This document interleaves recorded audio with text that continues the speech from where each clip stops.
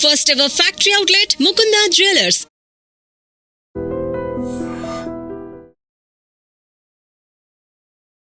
Hi hello నమస్తే welcome back to our channel. నేను మీ వైషు. హెల్త్ ఇన్సూరెన్స్ ఎవరికి ఎప్పుడు ఏం జరుగుతుందో తెలియదు కాబట్టి హెల్త్ ఇన్సూరెన్స్ చాలా ఇంపార్టెంట్ అనుకుంటూనే ఉంటాం. మరి ఎంత కట్టాలి ఇన్సూరెన్స్ అంటే 1 కోట 2 కోట్ల 3 కోట్ల లేదా బేసిక్ అమౌంట్స్ అయితే బాగుంటాయా? టాప్అప్ చేసుకుంటూ ఉంటే సెట్ అయిపోతుందా, సరిపోతుందా? ఇలాంటి విషయాలన్నీ మాట్లాడడానికి ఈరోజు నాతో పాటు శ్రీనివాస్ గారు ఉన్నారు, మ్యూచువల్ ఫండ్స్ డిస్ట్రిబ్యూటర్. సార్తో మాట్లాడదాం. Hello sir. హాయ్ అండి. నమస్తే. సో హెల్త్ ఇన్సూరెన్స్ అనగానే ముందు రెస్పెక్ట్, ఏమో ఎప్పుడు ఏం జరుగుతుందో తెలియదు కాబట్టి భయం. సో ఎంత కడితే బాగుంటుంది? టాప్అప్ చేసుకుంటూ బేసిక్లో ఉంటే బెటరా, లేకపోతే 1 2 3 4 అని నెంబర్ల ప్రకారం కోట్లు పెట్టుకుంటే బెటర్ అంటారా?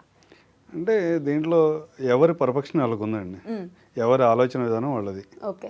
బేసిక్గా చాలామంది 1 crore పాలసీ తీసుకోండి, 2 CR పాలసీ తీసుకోండి, 3 CR పాలసీ తీసుకోండి అని పాలసీలు ఇస్తూ ఉంటాం. ఓకే. అది ఒక వే. రెండో వేలో ఏంటంటే బేస్ ప్లాన్ తీసుకోండి, దానికి టాప్అప్ తీసుకోండి, బేస్ ప్లాన్ అయిపోతే మీకు టాప్అప్ కూడా ఉపయోగపడుతుంది అని చెప్తాం. ఈ 2 వర్షన్స్లో కూడా కొన్నిట్లో అడ్వాంటేజెస్ ఉన్నాయి, కొన్ని డిసడ్వాంటేజెస్ ఉంటాయి. బేసిక్గా ఎవరైనా మిడిల్ క్లాస్ ఉంటే, అంటే మనం పే చేసే హెల్త్ ఇన్సూరెన్స్కి పే చేసే 30,000 40,000 కూడా మ్యాటరే అనుకునే మిడిల్ క్లాస్ వాళ్ళందరూ దగ్గర 2 లక్షలు 3 లక్షల శాలరీ వచ్చే వాళ్ళకి కూడా సంవత్సరానికి 30,000 40,000 పే చేయాలంటే వాళ్ళ ఈఎంఐస్ ఇవన్నీ లైఫ్ స్టైల్ ఎక్స్పెన్సెస్ అన్ని మేనేజ్ చేసుకున్న తర్వాత కొంచెం ఇబ్బందిమైన పరిస్థితే. ఎవరన్నా ఈ మాటలైన తర్వాత బాధపడితే బాధపడవచ్చు, కానీ ఇబ్బందికరమైన పరిస్థితి. అలాంటప్పుడు మనం ఏం చేయాలి అనేది ఒక ప్రాపర్ ప్లాన్గా చేసుకుంటే కనుక ఈ పాలసీస్ని డిస్కంటిన్యూ చేయకుండా ఉంటాం. అంటే ఇవాళ ఏదో ఒక ఈవెంట్ చూసిన తర్వాత ఫ్యామిలీ మెంబర్స్లోనో ఫ్రెండ్స్లోనో ఏదో చిన్న ఈవెంట్ మంచో చెడో చూసిన తర్వాత రేపు మనకు కూడా ఒక హెల్త్ ఇన్సూరెన్స్ ఉంటే బాగుంటుంది కానీ యాంగ్జైటీలో ఉంటాడు. ఆ టైంలో నా బట్టి వాళ్ళు ఎవరో వెళ్తాం. నా టార్గెట్స్ నాకు ఉంటాయి, దీంట్లో ఎలాంటి అబద్ధం చెప్పడానికి ఏం లేదు.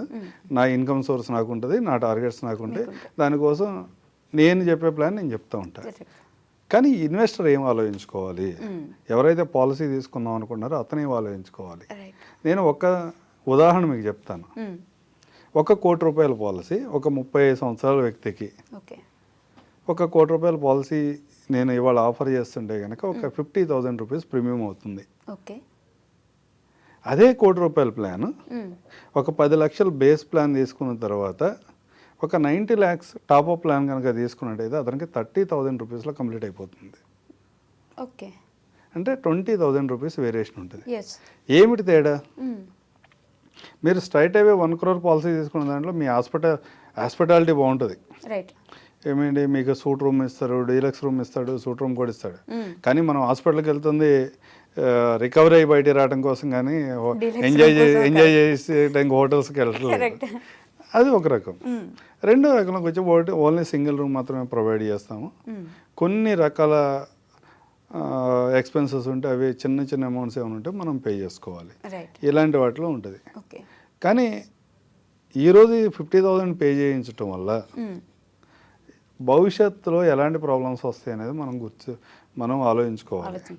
ఎందుకంటే హెల్త్ ఇన్సూరెన్స్ అనేది చాలా కాస్ట్లీ ఎవరు, అంటే కంపారిటివ్, అంటే హాస్పిటల్స్లోకి వెళ్ళినప్పుడు లాస్ట్ 5 yearsగా 7 yearsగా చూసుకున్నప్పుడు డ్రాస్టిక్గా ప్రైసెస్ అనేవి చేంజ్ అయిపోయినాయి. అదేవిధంగా ఇన్సూరెన్స్ కంపెనీస్ కూడా హాస్పిటల్స్కి బిల్స్ పే చేయాల్సి వచ్చింది. అంటే వాళ్ళేమి ఏ ఎన్జిఓ కాదు, వాళ్ళందరూ ప్యూర్లీ ఇండియాలో ఉన్న 29 28 ఇన్సూరెన్స్ కంపెనీస్ అన్నీ కూడా వాళ్ళు బిజినెసే చేస్తున్నారు. వాళ్ళేమి ఎన్జిఓ కాదు. వీళ్ళకి క్లైమ్స్ ఎక్కువ పే చేస్తున్నప్పుడు మన ప్రీమియమ్స్ కూడా అదేవిధంగా పెరుగుతాయి.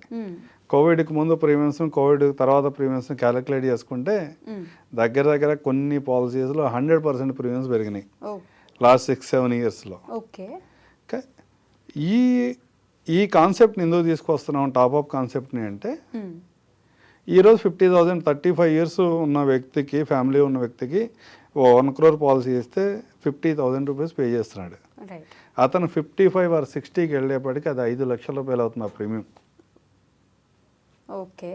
ఇయర్లీ 5 lakhs రూపీస్ అతను ఇన్సూరెన్స్కి పే చేయాల్సిన పరిస్థితికి వస్తాడు.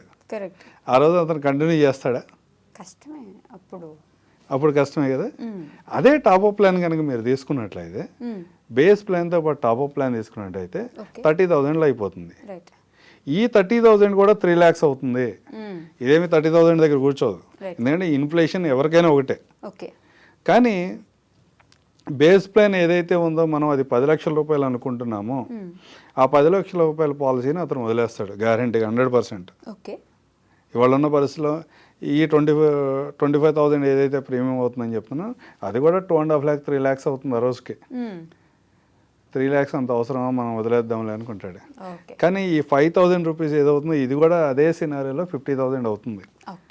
కానీ నెక్స్ట్ 20-25 years తర్వాత 50,000 అన్నది చిన్న అమౌంట్. ఆ 50,000 కంటిన్యూ చేస్తాడు. ఇన్ కేస్ రేపు ఏదైనా అవసరం వస్తే, హెల్త్ ఇష్యూ వచ్చి ఏదైనా ఇబ్బంది వస్తే మొదటి 10 లక్షలు నేను పే చేసుకుంటానులే, మిగతా తర్వాత 10 లక్షలు దాటి ఏదైనా ఇబ్బంది వస్తే కనుక ఇన్సూరెన్స్ కంపెనీ మనకు సపోర్ట్ చేయాలనే ఆలోచనలో కస్టమర్ ఉంటాడు. ఇది రైట్ వేలో అతనికి లాంగ్ టర్మ్లో ఫైనాన్షియల్ సేవ్ చేస్తుంది. అట్లా కాకుండా ఏదో ఒక పాలసీ లేని మనం కనుక పెద్ద పాలసీ ఇప్పుడే 1 కోటి 2 కోట్ల రూపాయల పాలసీలు తీసుకువెళ్తే ఇన్ఫ్లేషన్ తగ్గట్టుగా ప్రీమియమ్స్ అన్ని పెరుగుతున్నప్పుడు ఏదో ఒక సిచ్యువేషన్లో వరస్ట్ సిచ్యువేషన్ లేకపోతే ఇదంతా ఎందుకు అన్నెసరీ మనకేం ఉపయోగపడలేదు అన్న సిచ్యువేషన్లోనూ పాలసీని కనుక డిస్కంటిన్యూ చేస్తే తర్వాత ఏదైనా ఇబ్బంది వస్తే కనుక వాళ్ళకు ఉండదు. అందుకని యాజ్ ఏ అడ్వైజర్గా మేమైతే ఒక బేస్ పాలసీ తీసుకోండి, దానికి టాప్అప్ యాడ్ చేసుకోండి, మీ ఫైనాన్షియల్ సేఫ్గా ఉంటాయి. మీరు ఎలాంటి పరిస్థితులైనా ఈ పాలసీస్ని డిస్కంటిన్యూ చేయకుండా మీరు కంటిన్యూ చేయగలుగుతారు.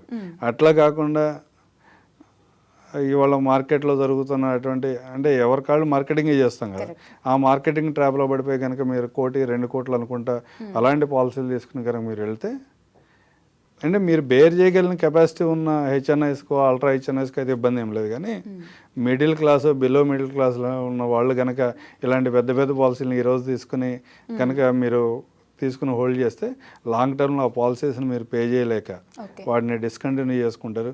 తర్వాత వచ్చే కాన్సిక్వెన్సెస్ కానీ ఇబ్బందులను కానీ మళ్ళీ మనం ఫేస్ చేయాల్సి వస్తాయి. అలాంటి సిచ్యువేషన్ రాకుండా ఉండాలంటే బేస్ పాలసీ తీసుకోండి, దానికి టాప్అప్ యాడ్ చేయండి, లాంగ్ టర్మ్ కంటిన్యూ చేసుకోండి. నాకు ఒక క్వశ్చన్ ఉంది సార్, అంటే హెల్త్ ఇన్సూరెన్స్ అప్పుడు ఎప్పుడో స్టార్ట్ చేశారనుకోండి, ఈ ఇయర్కి అయిపోయిందని చెప్పేసి ఇచ్చేస్తూ ఉంటారు. అప్పుడు దాన్ని ఎలా కంటిన్యూ చేయగలం? అంటే ముందు కట్టేటప్పుడు మనకు టాప్అప్ ప్లాన్ లేదు, సో ఇప్పుడు ఎలా కంటిన్యూ చేయగలం మనం దాన్ని?